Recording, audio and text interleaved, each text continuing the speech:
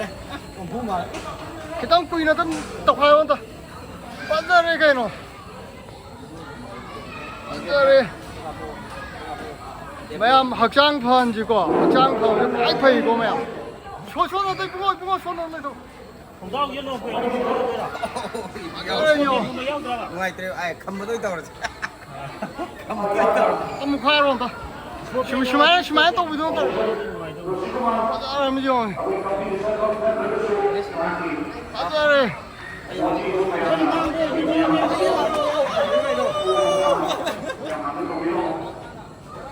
không có ngày không ngày gặp không lấy thôi kìa Ano ta kapo line. muốn đi cam mà lấy để Line ta kapo ba. Line ta kapo.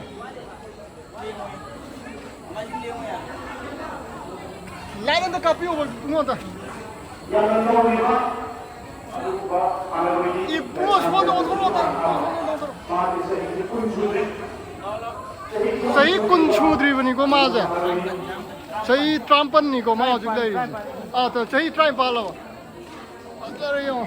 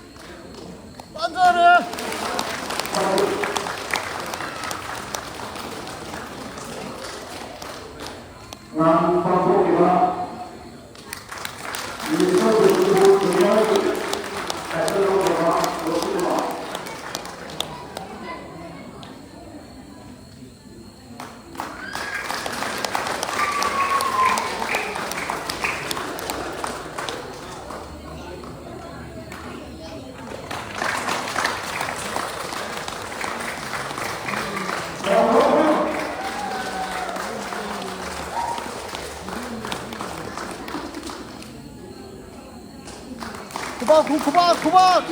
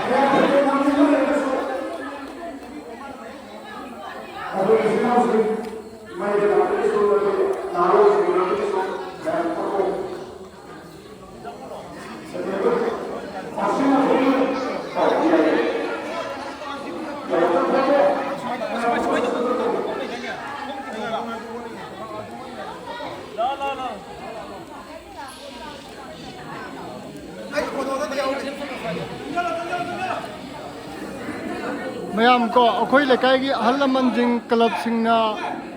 akhoi gi isen ai gi isen pa ne ko ado reception tawgi program nu ne bojik taw ri ko mayam pulap jing min ji ko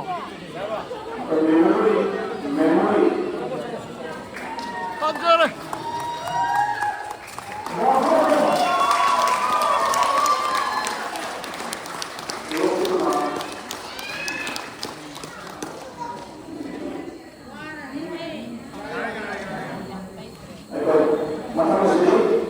Sahi taraga nipan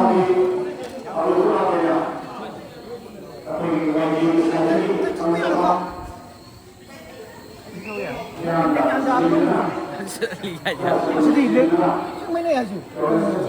Kayak nang ကောင်နောက်ဆိုတော့တယ်ကောင်ဟာအကောင်နောက်ဆိုတော့တယ်ဟုတ်လားဒါထုတ်တယ်လို့တန်းနေကိုအ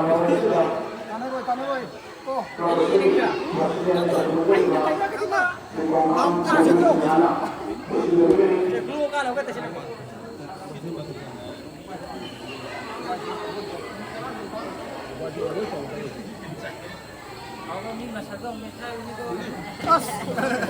အခုင်းနဲ့ဆိုင်နေတယ်ဒီငွေရှိလုံးဝ drive လုပ်တာ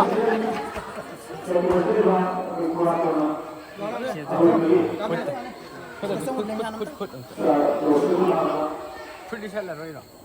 ဒီချက်အတူနဲ့ဖဲအတူနေနေတဲ့ထိုးစီပေါ့ပြင်းချက်လို့ရတယ်တန်းနေချင်းနေဒီကောင်နေပါနဲ့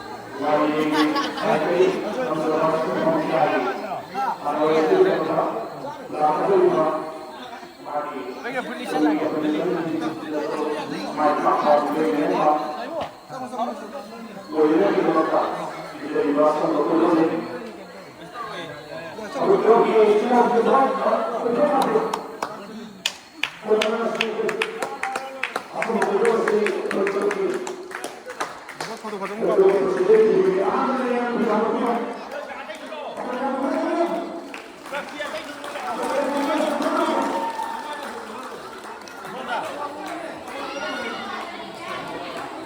ไม่ทันจะลงไม่ต้องมาวันนั้นกับฉันเดียวอันนั้นเลย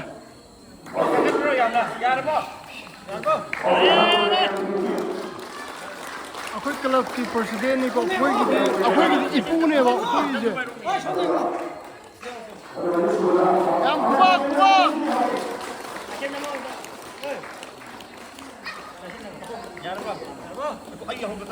akwai club ki thomi kudimani ko aduga kakawai ju jawre ai lekai gi lema nasibo ga haitare awana kudimo ta mating to bi ba haitare ko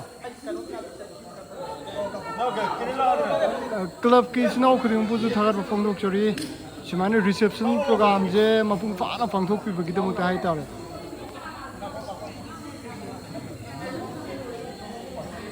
(2025) की अखोई की कहतारे Bishanpur district की ओइना first championship लो खिबा मिशक तुनी को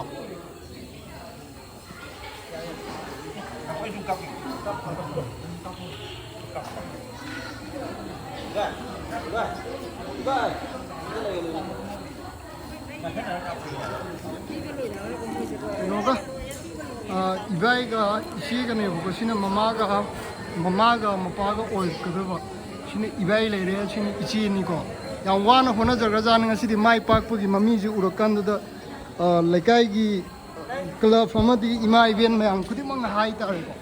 reception program je pangthok puni ba ma bu he na akoi gi tare tara thong na hai ta re ko sena bi ra kan da lak pa ma gi makhura ma ai ucharak ke ko makhura ji gym gi trainer ne wo ko koi mama ga mapa ga ni ko si yam nungsiba tanjani ma'am si je hachang phan ji ko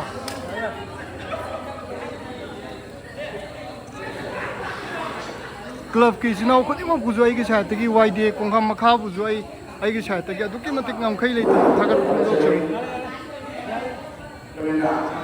aduba akoi haubudagine loibo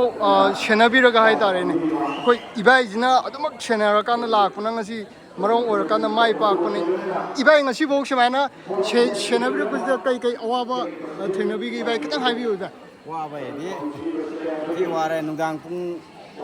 baru makai de lok sale gym dagi adune kasampa dagi nong tabu matam dasu gari so chatpa nong ta da gari mcha chatpa ado ngai bagi wa basu yang wai adune ado ngasi di ibai je gym gi trainer ni ko chahi lisang sitna sanar kan la eba ma jaduna macha da ju magi mayam bagi macha ne bo ko sida mayam bagi macha sida ma na ju tu je jengjen biraga hai ta re ne ko ngasi simaina mai pak pa ngamjarak ko ne ko pa warm reception program akoi 2025 ki oina overall championship lobi rakhiba Bishnupur district ki hai tare akoi leisan them Roshi Kumar Khawa na simaina haibi ko ꯁꯤ ꯑꯩ ꯃꯇꯨꯡꯗꯁꯨ ꯍꯦꯟꯅ ꯃꯥꯏ ꯄꯥꯛꯄ ꯑꯣꯏꯔꯖꯅꯣꯅ ꯑꯩꯒꯤ ꯁꯥꯏꯠꯇꯒꯤ ꯍꯥꯏꯖꯒꯦ ꯄꯨꯝꯅꯃꯛꯄꯨ ꯊꯥꯒꯠꯄ ꯐꯣꯡꯗꯣꯛꯆꯔꯤ ꯑꯗꯨꯒ ꯑꯃꯨꯛꯀ ꯍꯟꯅ ꯀ꯭ꯂꯕꯀꯤ ꯏꯆꯤꯟ ꯏꯅꯥꯎ ꯈꯨꯗꯤꯡꯃꯛꯁꯦ ꯑꯩ ꯍꯥꯏꯅꯤꯡꯉꯥꯏ ꯂꯩꯇꯅ ꯊꯥꯒꯠꯄ ꯐꯣꯡꯗꯣꯛꯆꯔꯤꯅ ꯑꯩ ꯍꯥꯏꯖꯒꯦ ꯁꯨꯃꯥꯏꯅ ꯔꯤꯁꯦꯞꯁꯟ ꯄ꯭ꯔꯣꯒ꯭ꯔꯥꯝ ꯑꯁꯤꯕꯨ ꯃꯄꯨꯡ ꯐꯥꯍꯟꯕꯤꯕꯒꯤꯗꯃꯛꯇ